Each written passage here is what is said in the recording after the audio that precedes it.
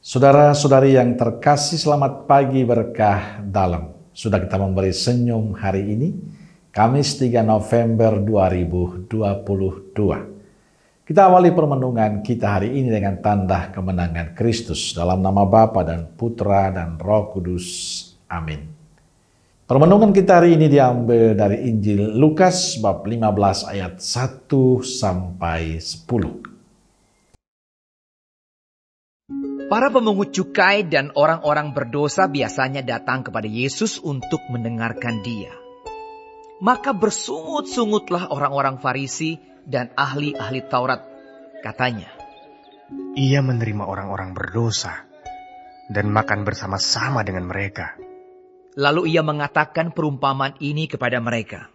Siapakah di antara kamu yang mempunyai 100 ekor domba, dan jikalau ia kehilangan seekor di antaranya, tidak meninggalkan yang 99 ekor di padang gurun dan pergi mencari yang sesat itu sampai ia menemukannya. Dan kalau ia telah menemukannya, ia meletakkannya di atas bahunya dengan gembira. Dan setibanya di rumah, ia memanggil sahabat-sahabat dan tetangga-tetangganya, serta berkata kepada mereka, "Bersukacitalah bersama-sama dengan aku, sebab dombaku yang hilang itu telah kutemukan." Aku berkata kepadamu, demikian juga akan ada sukacita di sorga karena satu orang berdosa yang bertobat, lebih daripada sukacita karena 99 orang benar yang tidak memerlukan pertobatan. Atau perempuan manakah yang mempunyai 10 dirham, dan jika ia kehilangan satu di antaranya, tidak menyalakan pelita dan menyapu rumah serta mencarinya dengan cermat sampai ia menemukannya? Dan kalau ia telah menemukannya, ia memanggil sahabat-sahabat dan tetangga-tetangganya, serta berkata, "Bersukacitalah bersama-sama dengan aku, sebab dirhamku yang hilang itu telah kutemukan." Aku berkata kepadamu, demikian juga akan ada sukacita pada malaikat-malaikat Allah, karena satu orang berdosa yang bertobat. Saudaraku terkasih, bacaan Injil hari ini dimulai dengan pemberitahuan bahwa para pemungut cukai dan orang-orang berdosa datang kepada Yesus untuk mendengarkan Dia. Namun orang-orang Farisi dan para ahli Taurat justru mengeluhkan hal itu. Mereka menolak tindakan Yesus menerima orang-orang berdosa dan makan bersama dengan mereka. Untuk hal itu Yesus menyampaikan dua perumpamaan. Perumpamaan pertama tentang domba yang hilang, dan perumpamaan yang kedua tentang perempuan yang kehilangan salah satu dari 10 dirham yang dimiliki. Kedua perumpamaan ini menekankan hilangnya milik yang sangat berharga. Lalu si pemilik berinisiatif untuk mencari dengan cermat sampai ia menemukan. Setelah yang hilang ditemukan, si pemilik bersukacita dan mengajak sahabat-sahabat mereka untuk bersukacita bersama.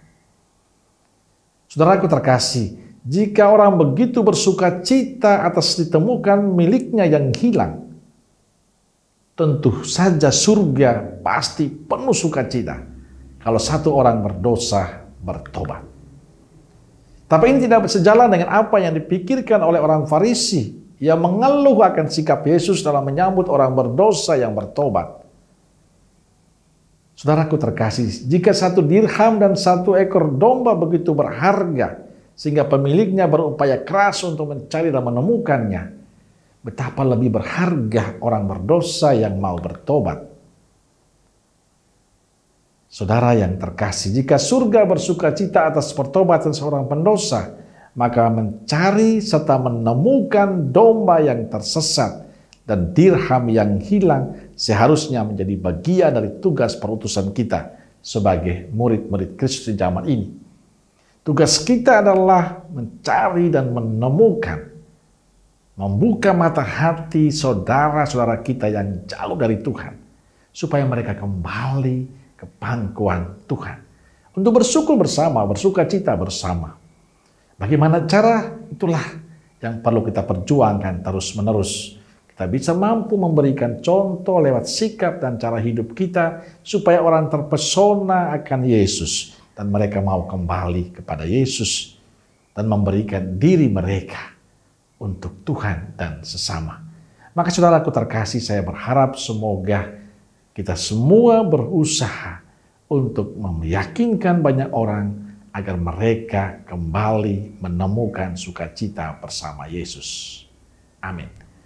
Semoga Allah yang Maha Kasih memberkati saudaraku sekalian, Bapa, Putra, dan Roh Kudus. Amin. Keluarga Kudus Nazaret, doakanlah kami. Amin.